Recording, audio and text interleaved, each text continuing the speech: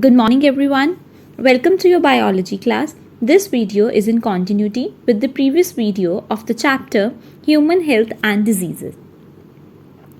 And the main objectives we are covering in this video are vaccination and immunization, Edward Jenner and first vaccine, immunization and memory cells, vaccine and its types, immune system disorders such as allergy or hypersensitivity, autoimmune diseases, immunodeficiency diseases, and lymphoid organs. First of all, vaccination and immunization. So, active immunity may develop naturally after a person is infected with pathogen. However, active immunity can also be induced in a healthy person so that possible future infection does not take place.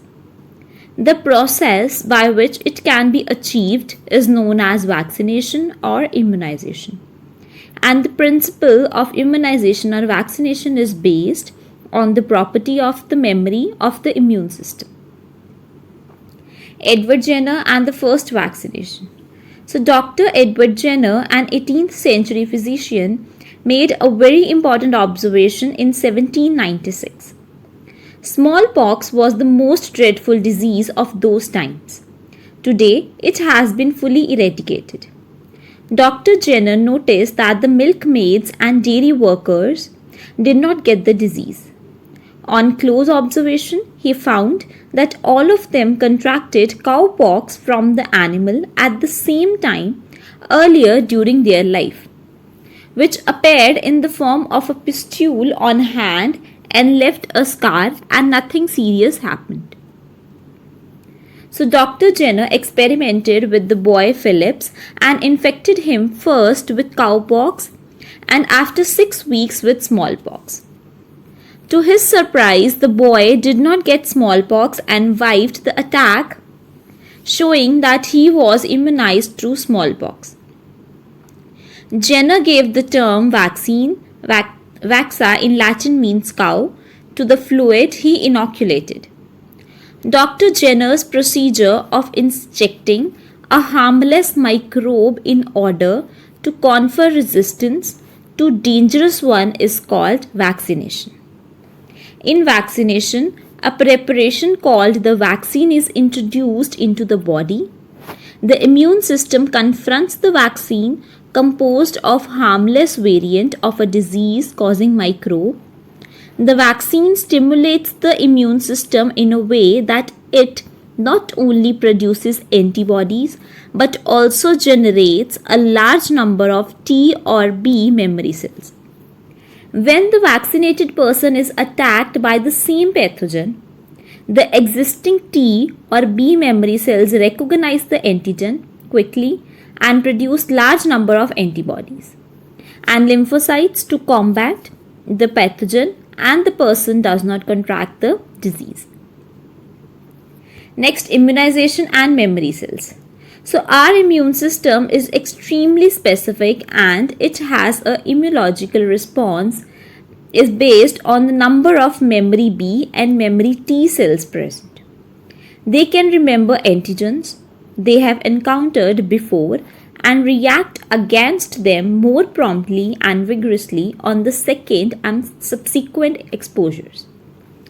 This type of active immunity or active immunization is usually long-lived and lasts as long as clones of memory B and memory T cells are present in blood. For some diseases, a single vaccination can give lifelong immunity.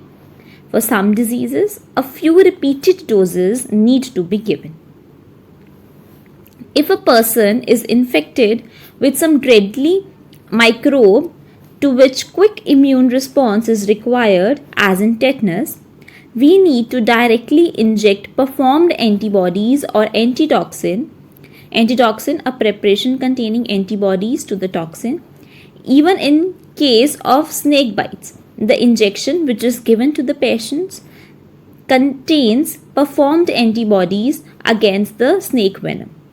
This type of immunization is called passive immunization. Next, vaccines. So Louis Pasteur developed a vaccine against rabies in 1885. By the end of 1920s, vaccine for diphtheria, tetanus, pertussis, whooping and tuberculosis were available. Under the Universal Immunization Program, children are given a triple vaccine DPT, diphtheria, pertussis and tetanus in 3 doses between 3 to 12 months. A large number of other vaccines are given to babies and children up to 14 years of age. Active immunity by vaccination can be provided by various types of vaccine preparation. Traditionally, the vaccine preparations contain killed, inactivated, attenuated live but weakened pathogen. Later, the antigen polypeptides are prepared by pathogens which used in vaccines. Types of vaccines: killed or dead pathogen, attenuated living microorganism, weak living organism whose virulence has been reduced by some procedure, toxoids, inactivated toxins still retaining the antigen properties, and mild strain of pathogen, live but weak pathogens of DNA technology, non-virulent strain of pathogen. Active immunity by vaccination can be obtained by injecting dead bacteria that stimulate body to produce antibodies, example polio vaccine. Even weak living bacteria or viruses called attenuated organisms which cannot cause a disease but can multiply, trigger the body to produce antibodies against them, resulting in active immunity. Tuberculosis, rubella, measles are some of the attenuated vaccines. Next is immune system disorders. So the immune system of our body protects us from various infections. An improper function of the immune system gives rise to following group of disorders like allergy or hypersensitivity, autoimmune diseases and immunodeficiency diseases. First is allergies or hypersensitivity. The exaggerated response of the immune system to certain antigens present in the environment is called allergy. Some antigens may be harmless and generally do not show any reaction in most of the people. These antigens that cause allergy in some people are called allergens. The common allergens could be pollen grains, dust or virus, feathers, fur, fungal spores, mites in dust, etc. The symptoms of allergic reactions vary from person to person. The most common are rashes on the skin, watery eyes, running nose, sneezing or breathing difficulties, but in severe cases it needs immediate hospitalization as it may lead to choking or anaphylactic shock. At times, even a single bee sting or a dose of penicillin may be fatal. The allergic reactions are usually very rapid. So during allergy, the antigen-antibody reactions occur on the membrane of a tissue cell, especially the mast cells which become permeable and burst. They release histamines which cause dilation of capillaries, redness, itching in the skin and evoke an inflammatory response. Generally, the first exposure to an allergen does not cause allergy and helps in the formation of antibodies only. The second or subsequent exposures cause strong reactions and allergies. The antihistamine drugs, adrenal and steroids quickly reduce or nullify the symptoms of allergy. Eosinophils also increase in number during allergic reactions and are thought to have anti-inflammatory response by absorbing histamines. Next, autoimmune diseases. So normally the immune system can distinguish between self and non-self and does not produce antibodies against self. But when this self-recognition system fails, it results autoimmune diseases.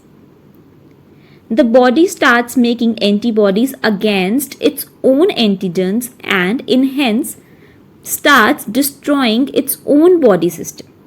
For example, the body may produce antibodies against its own RBCs and result in chronic anemia.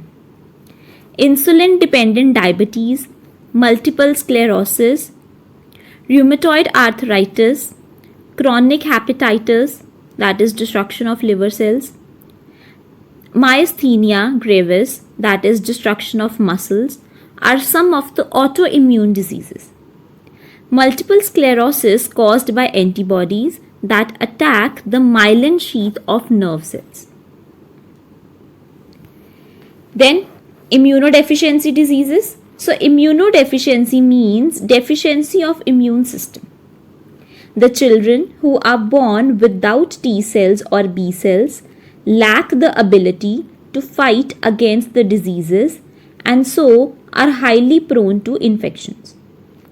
The affected individuals are susceptible to diseases that normally most people do not bother. Immunodeficiency may result from gene mutations, infections, malnutrition, and accidents. Next, severe combined immunodeficiency. So, severe combined immunodeficiency, SCID. In this order, there are very low number of circulating thymocytes and both T cells and B cells are either present or negligible at birth. Since the body lacks the immune system, even a small infection can be fatal. The children that can be kept alive by keeping them in the isolation suits which resemble the space suits. The air inside the suits is almost sterile without germs so that the child does not catch any infection. Affected children usually die at an early age. Next is lymphoid organs. So lymphoid organs are those organs where the maturation and proliferation of lymphocytes take place. There are two types of lymphoid organs, primary lymphoid organs and secondary lymphoid organs. So primary and secondary lymphoid organs. First is primary lymphoid organs, the sites where B and T lymphocytes mature and acquire their antigen specific receptors. Primary lymphoid organs are bone marrow, the site of maturation of B cells, thymus, which is a site of maturation of T cells. Whereas talking about secondary lymphoid organs, so these are the sites where matured B and T lymphocytes proliferate and differentiate in response to specific antigens. Secondary lymphoid organs are lymph nodes, spleen, mucosa, associated lymphoid organs like tonsils, etc., Peyer's patches of small intestine and appendix. So various lymphoid organs. First is bone marrow. So bone marrow is the main lymphoid organ where all blood cells including lymphocytes are produced. Then thymus, it is a lobed organ located near the heart and beneath the breastbone. It is quite large at the time of birth but keep on reducing in size with age, and by the time puberty is attained, it gets reduced to a very small size. Bone marrow and thymus both provide microenvironment for the development and maturation of B and T cells. Then spleen.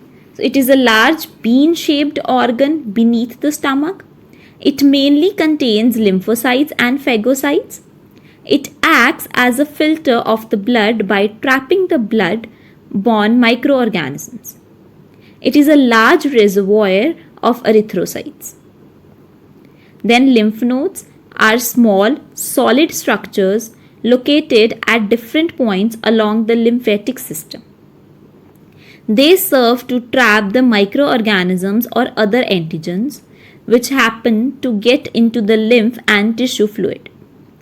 Antigens trapped in the lymph nodes are responsible for the activation of lymphocytes present there and cause the immune response. Next, mucosal associated lymphoid tissue. is the lymphoid tissue located within the lining of the major tracts like respiratory, digestive, and urogenital. It constitutes about 50% of the lymphoid tissue in human body. Thank you.